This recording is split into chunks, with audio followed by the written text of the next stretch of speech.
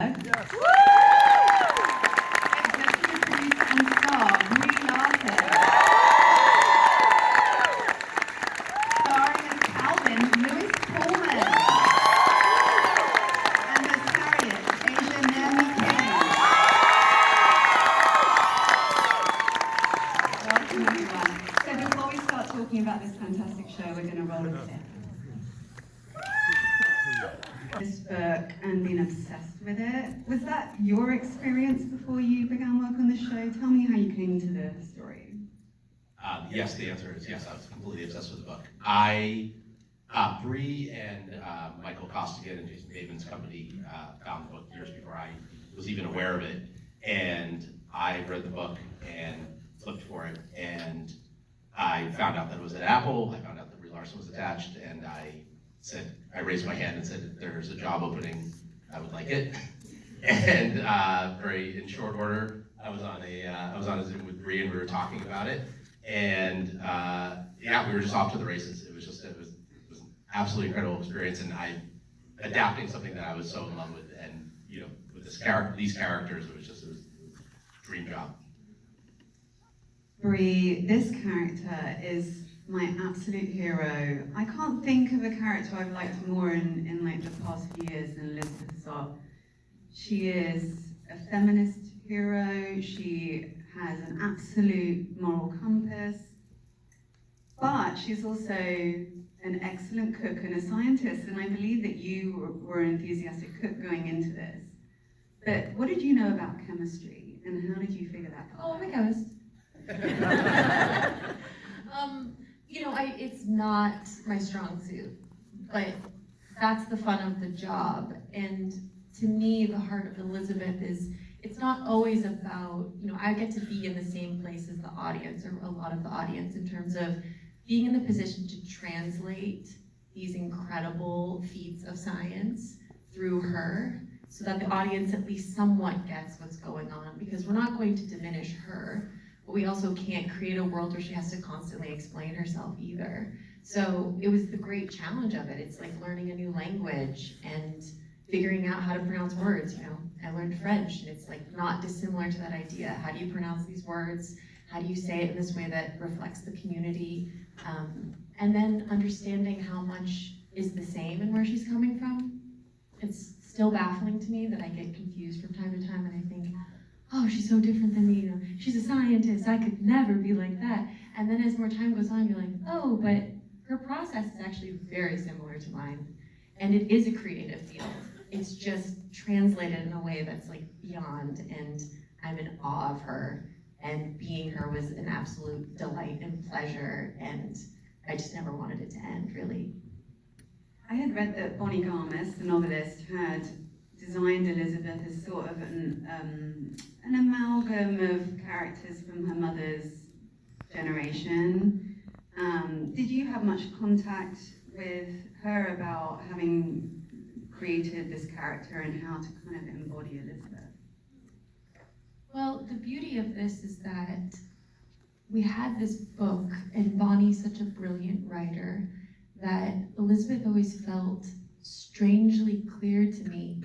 Even just, it's hard for me to turn around and like look at this, but like I could see little pieces, and I still was like, wow, it's so interesting that there's certain things that it's a testament to her writing, how clear and robust and multi-dimensional, multifaceted this character was. And so I was following her lead in that way, and then just fingers crossed that I was doing something that could even be a tiny bit of what she created, because that is a task I don't know if I've ever really had to do before.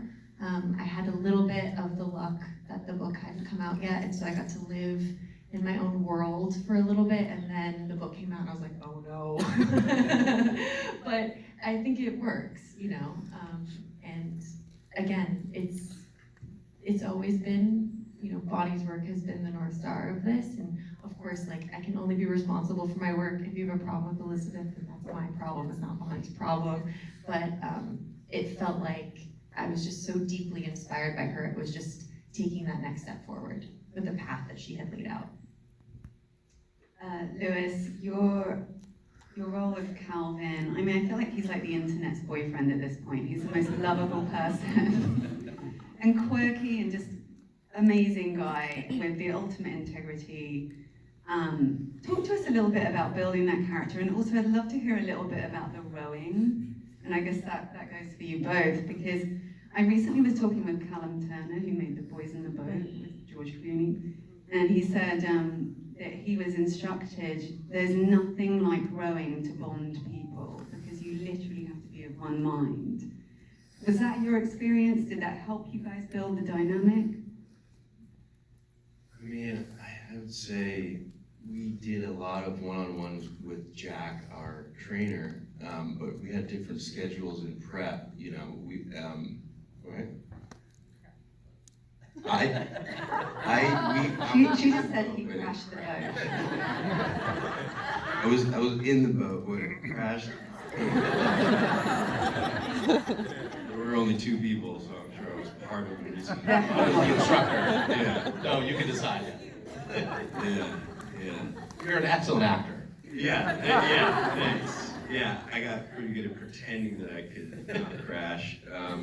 But I think, yeah, I mean, it is one of the hardest things I've ever had to try and learn fast, you know. As an actor, you try your best to learn what most people spend a lifetime mastering in like 3 weeks or something, or 4 weeks, I don't know how long we had, but yeah, it definitely is. I mean, it's a very meditative sport. I can see why that's a huge part of what people loved about the book, and so it's important to try and keep up with Brie's incredible learning curve.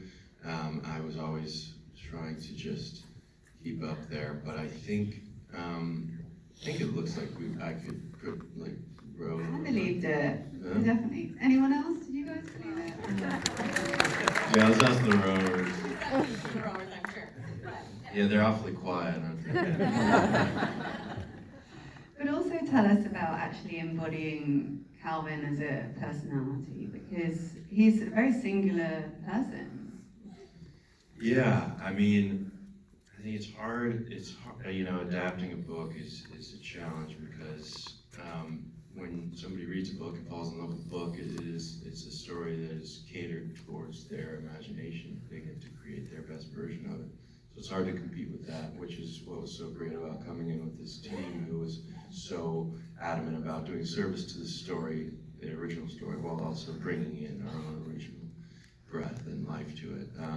And so it was just kind of a beautiful kind of current of creativity and listening, and you know, it was very collaborative, and you know, I didn't create, you know, I didn't bring Calvin by myself. I was really just kind of following orders, and you know, luckily, you know, I was surrounded by people who, you know,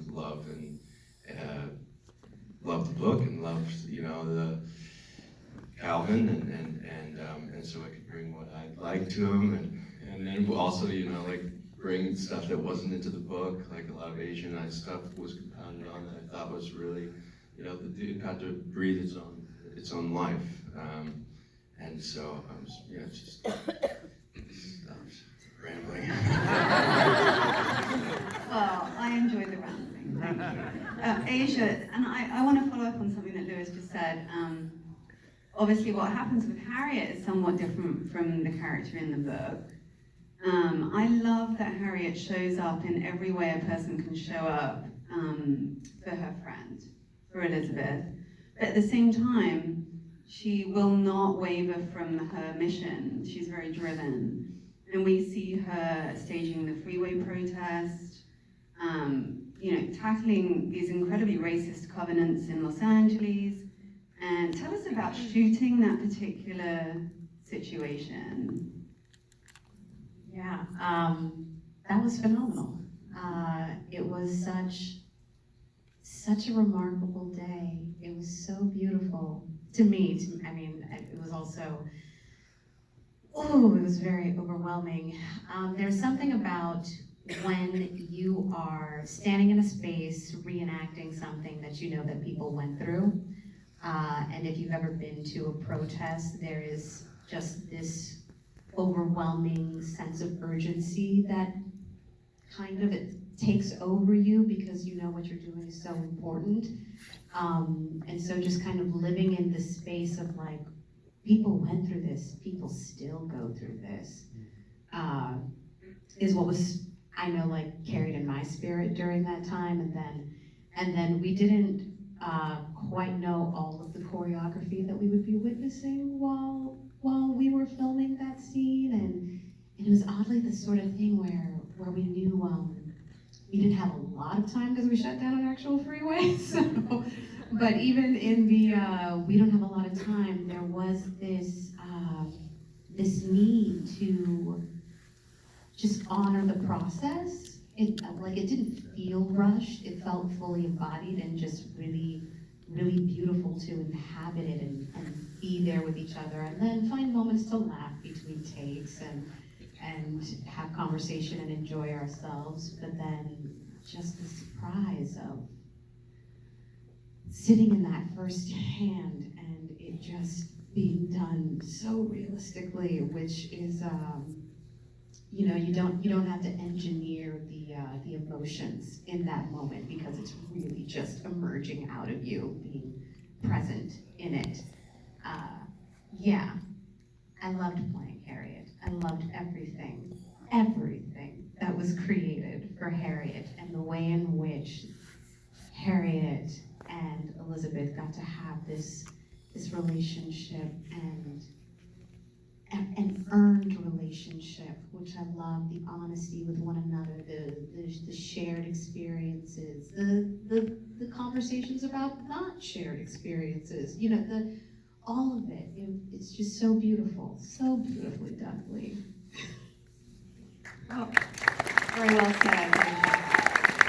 But that does lead me to my next nagging question for Lee, which is, I know Bonnie has said she doesn't have a sequel in mind, but the reception for the show has been phenomenal. What are your thoughts? My thought is that writing is hard. No, I think if the right idea came along, I think we would certainly consider it. Working with these people was the gift of a lifetime, truly. It's the best working experience I've ever had.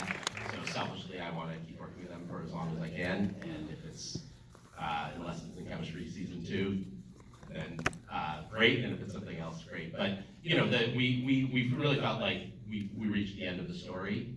And so we don't really talk about it. We have no plans for a Season 2. Yeah. We finished the book. There's the book. A girl can dream. So, Brie, I just want to ask you, just to wrap it up, if there is something that Elizabeth left you with that inspired you in your life. Oh, it's that when you say to yourself, this hurts so much, it doesn't make any sense, you just give it time.